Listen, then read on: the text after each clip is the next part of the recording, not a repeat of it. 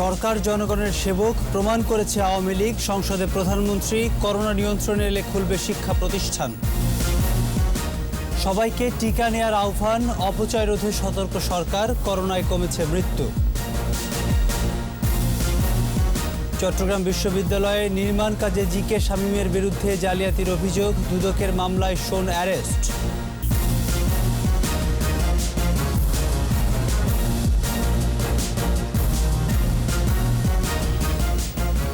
শুনছিলেন first security ইসলামী bank limited সংবাদ শিরোনাম। আমন্ত্রণ ২১ দেশের সংবাদে, সাথে আছি আমি প্রণব চক্রবর্তী।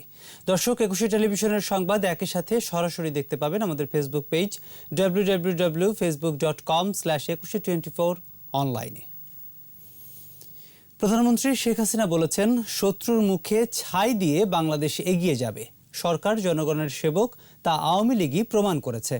জাতীয় সংসদের একাদশ অধিবেশনের সমাপনী বক্তৃতায় সংসদ নেতা বলেন, একযুগের উন্নয়নের কারণেই আওয়ামী লীগ জনগণের আস্থা অর্জন করেছে। করোনা পরিস্থিতি নিয়ন্ত্রণে এলেই স্কুল খুলে দেওয়া হবে বলেও জানিয়েছেন প্রধানমন্ত্রী। বিস্তারিত জানাচ্ছেন আকবর হোসেন সুমন। একাদশ জাতীয় সংসদের একাদশ অধিবেশনের শীতকালীন এই অধিবেশনে পাশ হয় ৬টি বিল। রাষ্ট্রপতির ভাষণের উপর আনা ধন্যবাদ প্রস্তাবের আলোচনায় অংশ নেন সংসদ সদস্যরা। সঠিক ইতিহাস যেমনি জানছেন। অধিবেশনের সমাপনী বক্তৃতায় প্রধানমন্ত্রী শেখ হাসিনা আওয়ামী লীগ সরকারের একযুগে উন্নয়নের চিত্র তুলে ধরেন। সংসদ নেতা বলেন, ব্যাপক উন্নয়নের কারণেই সরকারের প্রতি জনগণের আস্থা তৈরি হয়েছে। 12 বছর হলো আমরা সরকার পরিচালনা করছি। এই একটানা সরকার গঠন করার ফলে আজকে যে উন্নয়নের কাজগুলি আমরা করে যাচ্ছি তা দৃশ্যমান হয়েছে। এই করোনার মাঝে পৃথিবীর অনেক উন্নত দেশ তাদের বাজেট সব কিছু কাটছাট করেছে, কিন্তু আমরা করিনি। বরং আমরা চেষ্টা করেছি যে না, আমাদের পরিকল্পনাটা থাকুক, আয়োজনটা থাকুক, অবস্থা বুঝে ব্যবস্থা নেওয়া হবে। মুজিবের বাংলাদেশে কেউ গৃহহীন থাকবে না, ঠিকানাবিহীন থাকবে না। পদ্মা সেতু প্রসঙ্গ টেনে বিএনপির সমালোচনারও জবাব দেন সংসদ নেতা। যে যাদের গায়ে দুর্নীতির ছাপ, যারা ক্ষমতায় থাকতে বাংলাদেশ 5বার দুর্নীতিতে চ্যাম্পিয়ন হয়েছে, বিশ্ব চ্যাম্পিয়ন, দুর্নীতির দায়ে, এতিমের অর্থ আত্মসাতের দায়ে যারা কারাবরণ করতে হয়, এরা যখন কোনো দলের নেতৃত্বে থাকে, সেই দল জনগণের কাজ করবে কিভাবে আপনি বলেন মাননীয় স্পিকার? তো বিএনপির তো আজকে সেই দশা, তাদের নেতৃত্বের অভাব। তারা এখানে যতই বক্তৃতা দিক আর যত কথাই বলুক। করোনাকালে সরকারের নেওয়া বিভিন্ন পদক্ষেপের কথা আবারও সংসদকে জানান প্রধানমন্ত্রী। ভ্যাকসিন আসলেও সুরক্ষা নিশ্চিতে মাস্ক ব্যবহারেরও নির্দেশনা দেন সরকার প্রধান। আর আল্লাহর রহমতে করোনা এখন অনেকটা নিয়ন্ত্রণে, আর একটু নিয়ন্ত্রণে আসলেই আমরা স্কুল কলেজ সব খুলে দেব। তখন ছেলেমেয়েরা পড়াশোনা করতে পারবে, এবং যাদের পাস করানো হয়েছে শতভাগই পাস, তারা যখন শিক্ষা নেবে তখনই যাচাই করা যাবে কে টিকে থাকবে, কে টিকে থাকবে না। ভ্যাকসিন যারা নিচ্ছেন তাদেরকেও কিন্তু মাস্ক পরে থাকতে হবে, স্বাস্থ্য সুরক্ষা মেনে চলতে হবে। ভ্যাকসিন নিয়ে গুজবে কান না দিতে সবার প্রতি আহ্বান জানান প্রধানমন্ত্রী। যে বাংলাদেশ এগিয়ে যাচ্ছে, বাংলাদেশ এগিয়ে যাবে, শত্রুর মুখে ছাই দিয়ে বাংলাদেশ এগিয়ে যাবে। আকবর হোসেন সুমন, 21 টেলিভিশন, ঢাকা। মন্ত্রী, সচিব, চিকিৎসক ও রাজনৈতিক নেতাদের একযোগে টিকা নেওয়ার আহ্বান জানিয়েছেন স্বাস্থ্যমন্ত্রী জাহিদ মালেক। নিবন্ধন করতে না পারলে ভ্যাকসিন কেন্দ্রে গিয়েও ফর্ম পূরণ করা যাবে বলে জানিয়েছেন মন্ত্রী। আর স্বাস্থ্য সচিব জানিয়েছেন, করোনা টিকার একটি ডোজও যাতে অপব্যবহার না হয় সেদিকে সার্বক্ষণিক নজর থাকবে। বিস্তারিত জানাচ্ছেন স্মৃতি মণ্ডল।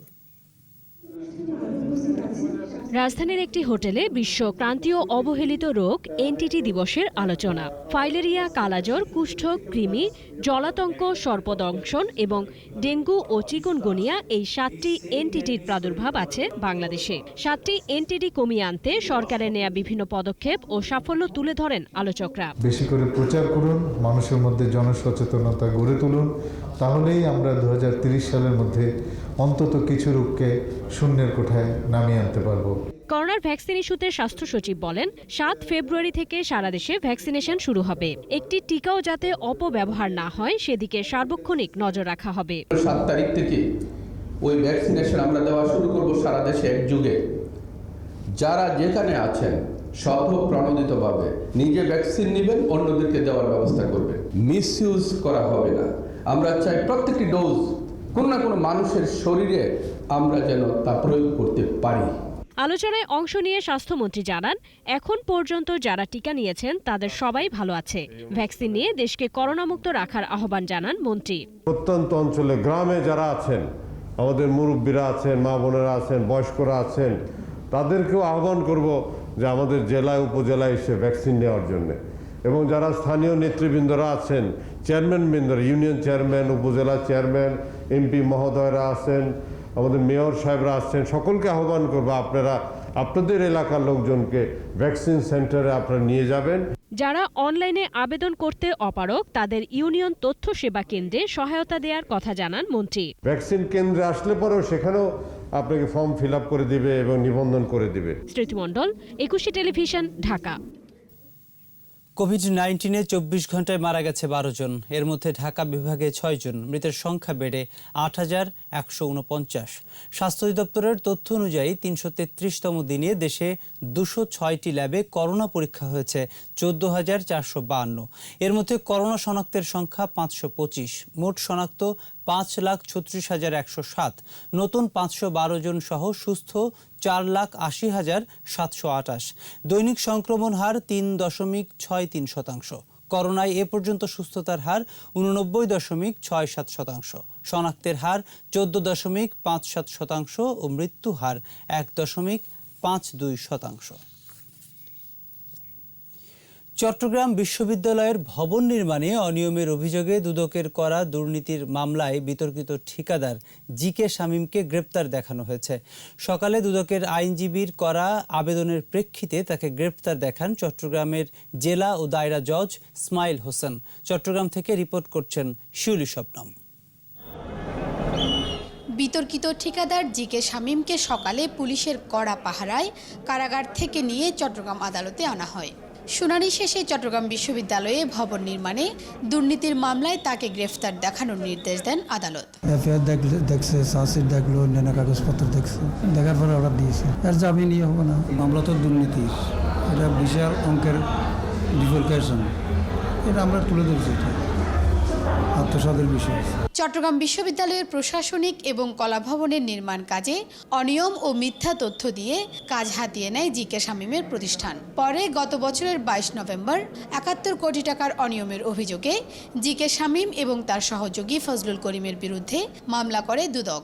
71 কোটি 1,295 টাকার টেন্ডার উনি জালিয়াতক্রমে বিভিন্ন কাগজ সৃষ্টি করে কাজটা ভাগিয়ে নিয়েছেন। সে টেন্ডার কমিটির হয়তো বা উৎকোনাইমেন্টস অফ দেম, সেটাও তদন্তে বেরিয়ে আসবে। সেটা চট্টগ্রাম বিশ্ববিদ্যালয়ের এই টেন্ডার নিয়ে বিরোধের জেরে ছাত্রলীগ নেতা দিয়াজ ইরফান চৌধুরীকে হত্যা করা হয়েছিল বলে অভিযোগ রয়েছে। হত্যা মামলাটি তদন্ত করছে পিপিআই। শিউলি শবনম, একুশে টেলিভিশন, চট্টগ্রাম। নিচ্ছি সংবাদ বিরতি। নো মাস্ক নো সার্ভিস বিধি মেনে চলুন, সুস্থ থাকুন। যখন ফিরছি তখন থাকবে। বগুড়ায় বিষাক্ত মদ পানে মৃতের সংখ্যা বেড়ে 11। 2 মামলায় গ্রেপ্তার নেই কেউ। আবারও আমন্ত্রণ একুশের দেশের সংবাদে। বগুড়ায় বিষাক্ত মদ পানের ঘটনায় পৃথক 2টি মামলা হয়েছে, তবে এখনও কেউ গ্রেপ্তার হয়নি। মদ পানে 2 দিনে মৃতের সংখ্যা বেড়ে 11 জনে দাঁড়িয়েছে। পুলিশ জানায়, বিয়ে উপলক্ষে ও নিয়মিত মাদকসেবী হিসেবে মৃত ও অসুস্থরা শহরের ফুলবাড়ি এলাকার পারুল হোমিও ও পুনম হোমিও হল এবং শহরের 3 মাথা এলাকায় খান হোমিও হল থেকে বিষাক্ত অ্যালকোহল কিনে পান করেছিলেন।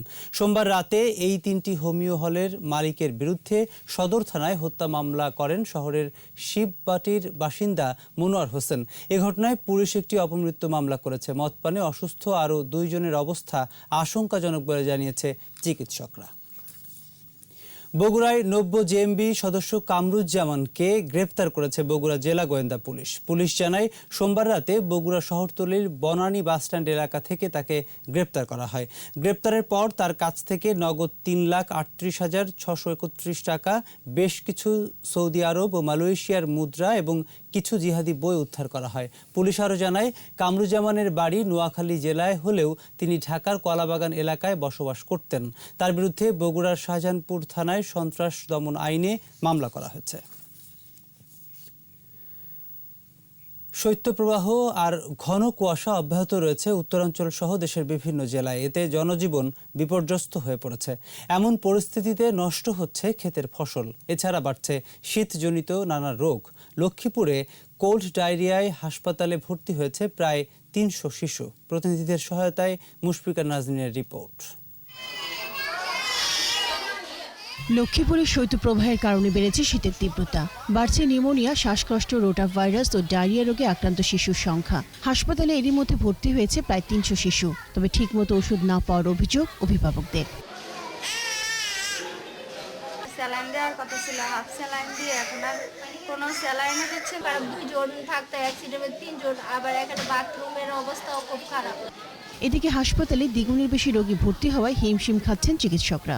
রোগীর সংখ্যা বেশি হওয়াতে আমাদেরকে এক এক সিটে 2 জন করেই রোগী রেখে অথবা ফ্লোরে রোগী দিয়ে আমাদেরকে চিকিৎসা সেবা দিতে হচ্ছে।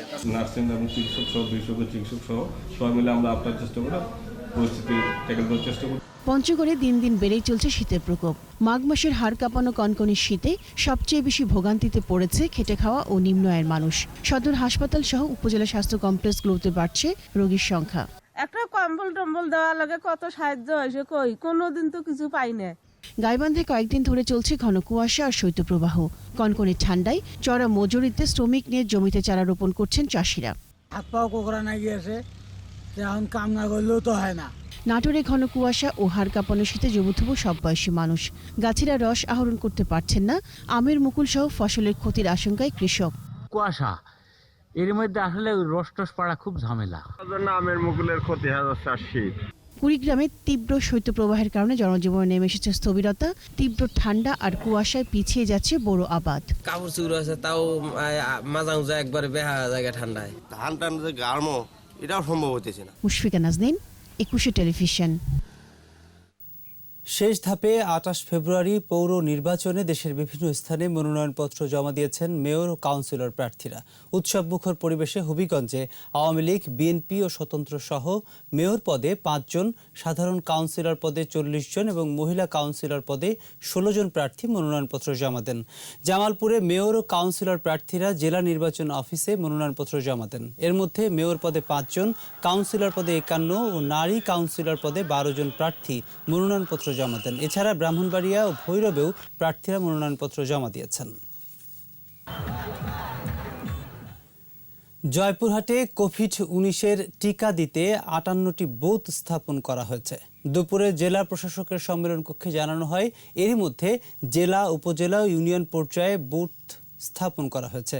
অ্যাপসের মাধ্যমে রেজিস্ট্রেশন করা আবেদনকারীকে 24,000 ডোজ টিকা দেয়া হবে। সম্মেলনে জেলা প্রশাসক মোহাম্মদ শরীফুল ইসলাম টিকা নিয়ে অপপ্রচার রোধে সংশ্লিষ্টদের খেয়াল রাখার আহ্বান জানান। উপস্থিত ছিলেন civil surgeon doctor Wajed Ali.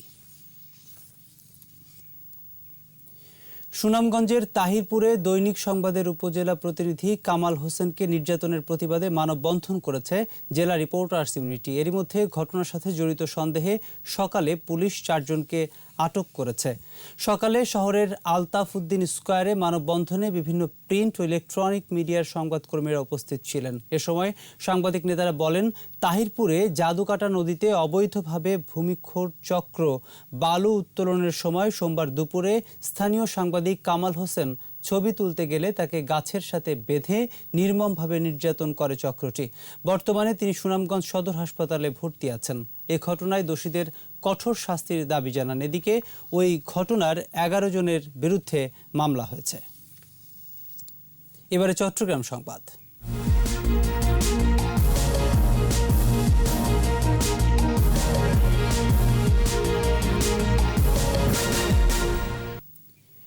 Chittagong মহানগর ছাত্রলীগ নেতা সুদীপ্ত বিশ্বাস হত্যা মামলায় লালখান বাজার ওয়ার্ড আওয়ামী লীগ সাধারণ সম্পাদক দিদারুল আলম মাসুম সহ 24 জনের বিরুদ্ধে অভিযোগপত্র দাখিল করেছে পিবিআই। মামলার তদন্তকারী কর্মকর্তা সন্তোষ কুমার চাকমা আদালতে অভিযোগপত্র দাখিল করেন। অভিযোগপত্রে 24 জনকে আসামি করা হয়েছে। এদের মধ্যে 18 জন বিভিন্ন সময় গ্রেপ্তার হয়েছেন। 2017 সালের 6 অক্টোবর নগরের সদরঘাট দক্ষিণ নালাপাড়ায় বাসার সামনে সুদীপ্ত বিশ্বাসকে পিটিয়ে হত্যা করা হয়। এ ঘটনায় তার বাবা মেঘনাথ বিশ্বাস বাদী হয়ে মামলা দায়ের করেন। এই মামলায় 2019 সালের 4 আগস্ট দিদারুল আলম মাসুমকে ঢাকা থেকে গ্রেপ্তার করে পিবিআই। পরে তিনি জামিনে বের হয়ে আসেন। বিএনপির প্রতিষ্ঠাতা জিয়াউর রহমানের সমাধিতে শ্রদ্ধা জানিয়েছে চট্টগ্রাম উত্তরের নবনির্বাচিত কমিটি। সকালে বিএনপি চেয়ারপারসন বেগম খালেদা জিয়ার উপদেষ্টা ও নতুন কমিটির আহ্বায়ক গোলাম আকবর খন্দকারের নেতৃত্বে জিয়ার সমাধিতে শ্রদ্ধা জানান তারা। এ সময় উপস্থিত ছিলেন দলের কেন্দ্রীয় কমিটির সদস্য ব্যারিস্টার হেলাল, কৃষক দলের vice president M A Halim সহ অনেকে। শ্রদ্ধা নিবেদন শেষে গোলাম আকবর খন্দকার বলেন, গণতান্ত্রিক ধারা অব্যাহত রাখতে কাজ করবে চট্টগ্রামের নতুন কমিটি। কক্সবাজারের টেকনাফ থেকে 10টি আগ্নেয়াস্ত্র সহ 2 জন রোহিঙ্গাকে আটক করেছে র্যাব।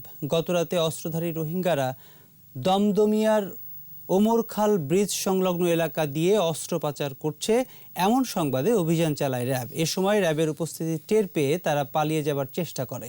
পরে 2 জনকে আটক ও 9টি SBBL ও একটি 1 শুটার গান সহ 10টি অস্ত্র উদ্ধার করা হয়। প্রাথমিক জিজ্ঞাসাবাদে এসব অস্ত্র সন্ত্রাসী জাকির গ্রুপের কাছে নিয়ে যাচ্ছিল বলে স্বীকার করে আটককৃতরা। চট্টগ্রামে পূর্ণাঙ্গ ক্যান্সার হাসপাতাল ও রিসার্চ ইনস্টিটিউট গড়ে তুলতে সাধারণ মানুষের সহযোগিতা চেয়েছে চট্টগ্রাম মা ও শিশু হাসপাতাল কর্তৃপক্ষ।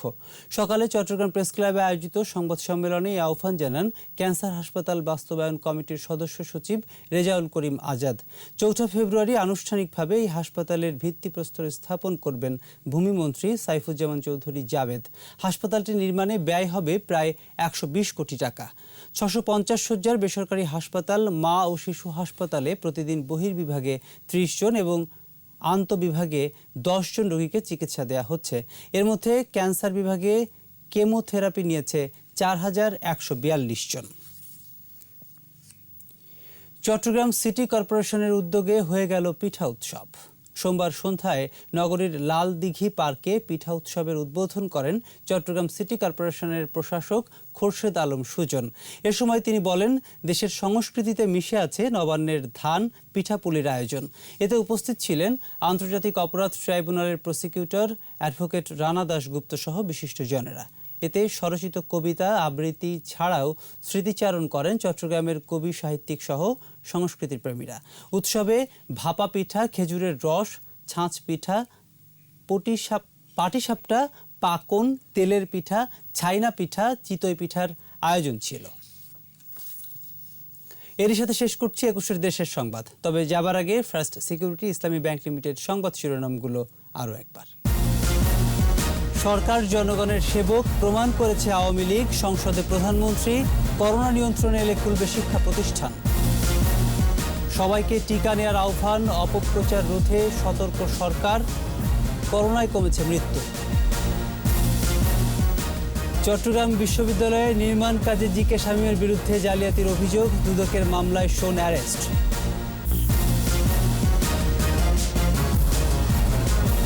দর্শক, সর্বশেষ খবর জানতে ডায়াল করুন 2021 নম্বরে, ভিজিট করুন 21-tv.com এই ওয়েবসাইটে। এছাড়া ফেসবুকে লগ ইন করতে পারেন facebook.com/2124 অনলাইনে। এতক্ষণ সাথে থাকার জন্য ধন্যবাদ। পরের সংবাদ সন্ধ্যা 7টায় দেখার আমন্ত্রণ রইল। স্বাস্থ্যবিধি মেনে চলুন, সুস্থ থাকুন, 21-এর সাথেই থাকুন।